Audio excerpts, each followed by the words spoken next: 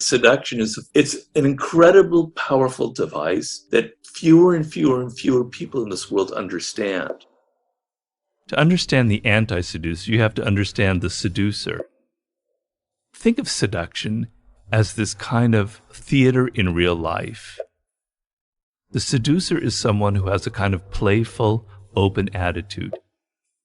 So if you're a man and you're obsessed with women, you're going to understand better why women are attracted to you. But you have one of these qualities, at least one. The idea is that seduction is a form of power.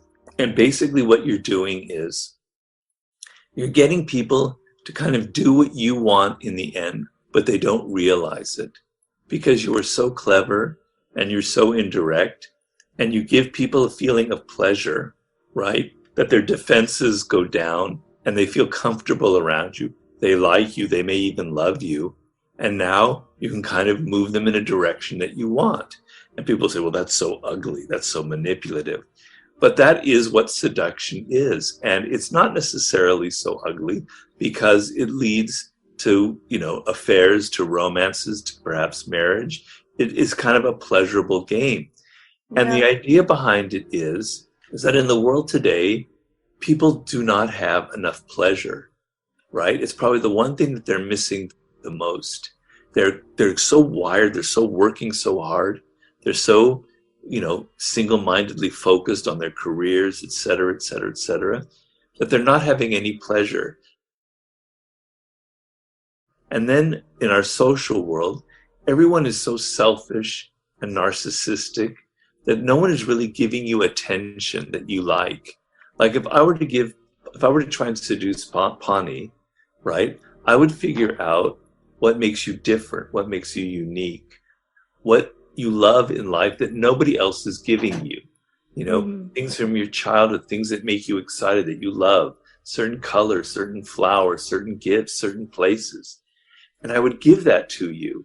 I would get into your world instead of being obsessed with myself.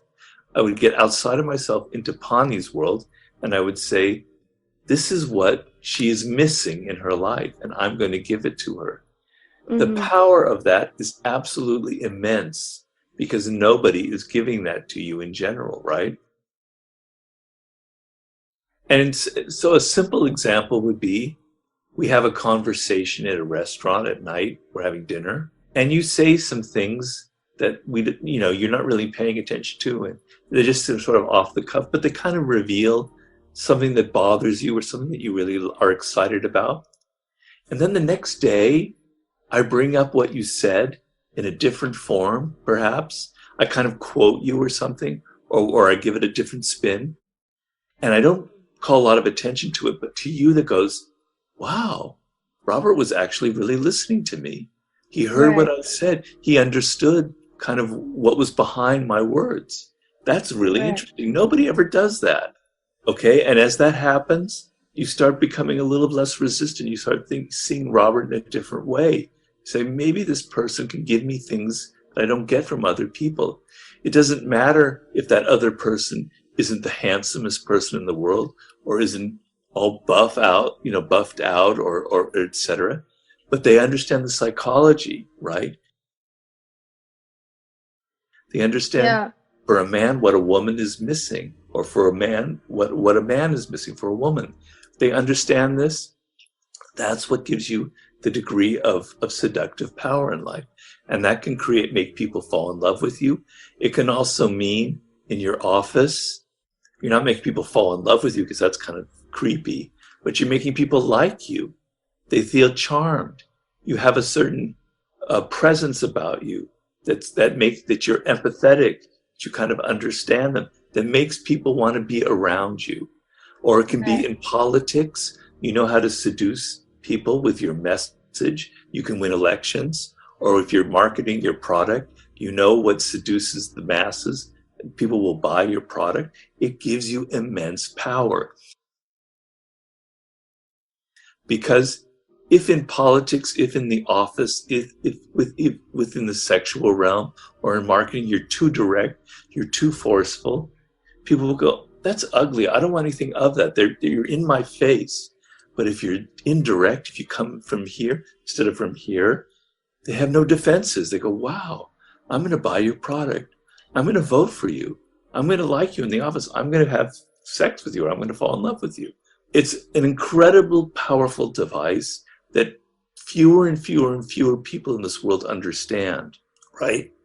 Fewer and fewer people in the world are actually good at the seduction game because for whatever reason, we're not used to it. You know, in the world of Tinder, etc., it becomes an app. It's not anymore your Yeah. psychology. It's more like boom, boom, boom, boom, right? That's not human. Humans have emotions. Humans have psychology. Humans have weaknesses. So get out of that boom, boom, boom. Spend time around people and get inside their worlds. Well, first of all, in seduction, I give the 9 types of seducer. The most kind of archetypal, the most dramatic ones are the first ones, the siren, which is only of women. Only women can be sirens. And that's sort of what I consider the icon of seduction, is the siren itself, because that's where the concept came from. And that's a woman who has a very powerful sexual energy that any man can feel. It's not overt in that they're not coming on to you, but they just radiate this kind of intense physical energy. And there's an element almost of danger to them. And that's sort of what excites the man about the siren. That if I get involved with, and she doesn't have to be beautiful. So the greatest siren who ever lived was Cleopatra. And from what we know about Cleopatra, she had a bit of a long nose and a thin face. She wasn't like strikingly beautiful. It was her personality. So it's not about looks. It's about this energy you have and this confidence. And there's almost a sense, if I get involved with this woman, she might destroy me. She might ruin my reputation. She might, take me somewhere I don't want to go. But that's what's so exciting about the siren. And then the male equivalent of that is what I call the rake. And the rake is a man who has an intense interest in women. He loves women to an incredible degree. It like obsesses him. But he can never be satisfied with one woman. So he has to find as many different women as possible. And because he so much is interested in women and he understands them so deeply, that kind of interest and excitement and that drama is what makes him so seductive to women, right? Because most men are interested in sex, but they're not really interested in the world of women. They're not really interested in what they're thinking, their psychology, and what will please them. But the rake is so motivated by getting inside the woman's skin that he becomes this incredible seducer. So those are the 2 top ones. Then there's the dandy. That's the kind of androgynous seducer who mixes male and female characteristics, which can be very powerfully seductive if done well. And some of the greatest seducers in history, like a Marlene Dietrich or Rudolph Valentino or David Bowie, these people have that kind of energy. Then there's the natural, someone who's kind of got a childlike energy. They're just so authentic. They're not faking anything. They've got that kind of innocence about them, and it's devilishly seductive. Then there's, as you mentioned, there's the coquette, probably the most dangerous. That's the one I have problems with the most, because in my past, most men have had that. The coquette, the woman or man, because that can go both ways, is someone who blows hot and cold, right? They know how to play hard to get, and they get your claws in you, and then they withdraw, and you go crazy, and you have to pursue them, and you're going after them. So coquettes are devilishly powerful. It's for a man, there can be the worst, and I've had many experiences with them. Then there's the star, which as well can be male or female. That's a person who has a kind of a distance. A star is somebody that we project all of our fantasies onto. We imagine that they're almost larger than life. And it's a person who knows how to be kind of blank and yet have this sort of Hollywood-like presence about them, a kind of confidence. And they become a screen in which we project all of our fantasies on. And then there's the charismatic. This isn't so much a sexual seducer, because not all the art of seduction is about sex. A lot of it's about social seduction, political seduction, marketing seductions. The charismatic is a man or a woman who's filled with this intense kind of confidence, And the image that I use is that there's almost like a light inside of them. You can't see, but from within, it illuminates them, and it makes their eyes wide open with an energy, and it gives them this kind of animation. And we have to hear everything they say. They're great orators, right? And they radiate this kind of confidence that sucks us in. We feel like when we're close to them, we're getting some of their own confidence. We feed off of it. And so they don't have to say anything. We can almost feel it, because we humans have a nonverbal side to it. We're animals. It's at heart,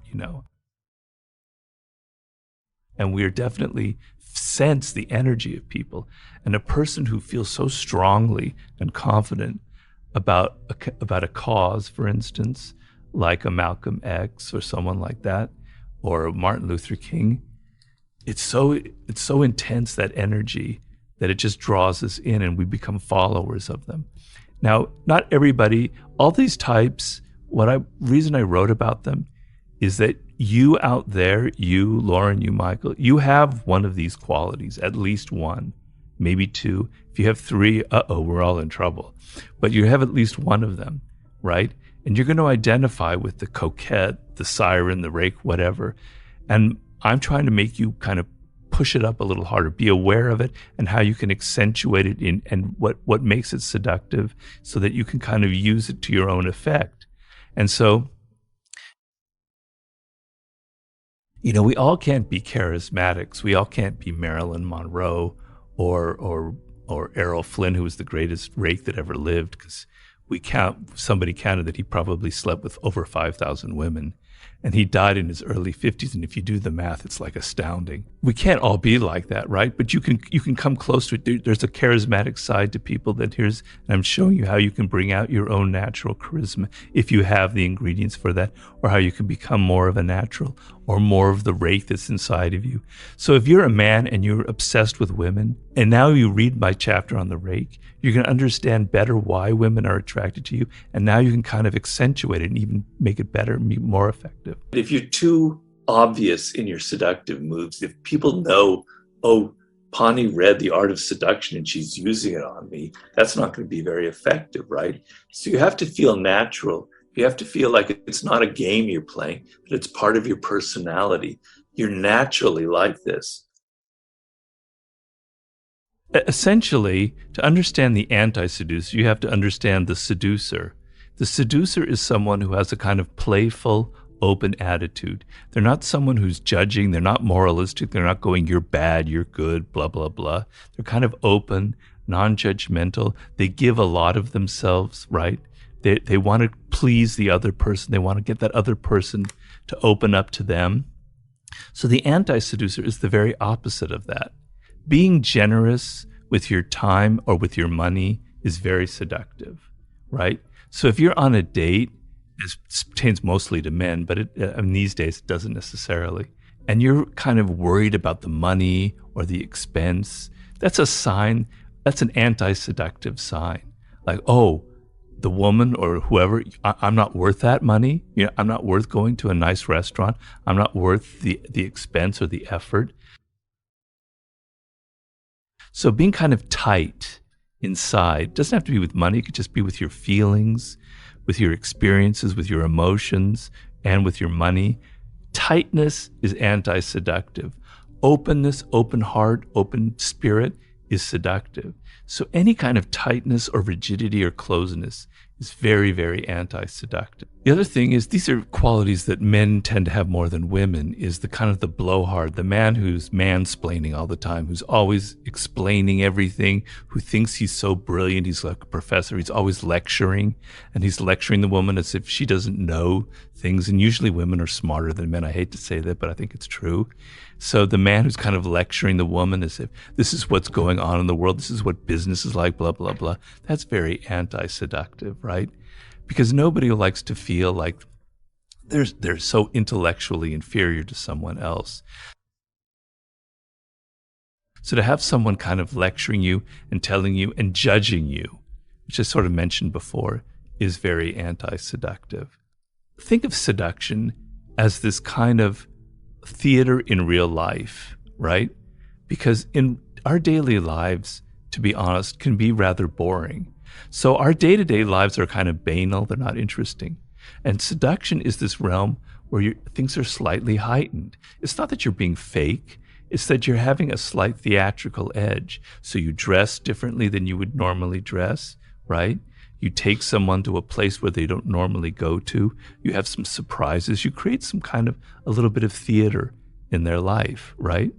So somebody who can't do that, who's just wants to be themselves, like, the first date, well, why don't you come over to my house? We'll have some pizza and we'll just hang out. That's just what life is normally like.